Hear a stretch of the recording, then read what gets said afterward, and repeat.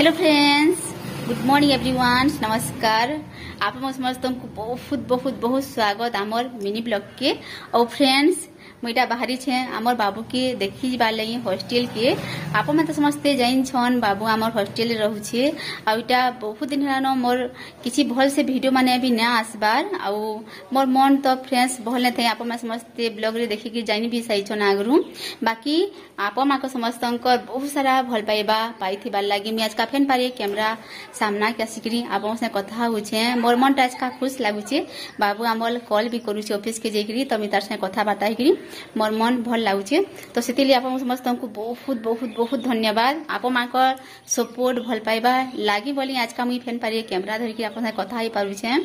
और इटा short video कोई नहीं मिनी ब्लॉग पहला कोई नसी तापर आम ब्लॉगिंग स्टार्ट करमा बोली। बाकी मुझे ब्लॉग भी बनामी ब्लॉग भिडियो आप समस्ते देखी पारे। आम बाबू निकिटा बाहर जीवार लगी तो चलन फिर आम बाबू निके जासू।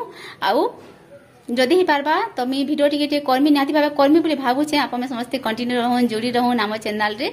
बाबू आमर केनता हिचे केनता करूचे काना करूचे जे आप माने के मी सब किछि अपडेट शेयर करमी। आप समस्ते भी देखिबे आरु जेंता भल पाइबा बाबू के आमर यहां रखिचन आशा करछे हेंता सब न लागि भल पाइबा रखिथिबे। तो फ्रेंड्स चलन फिर बाय बाय नमस्कार।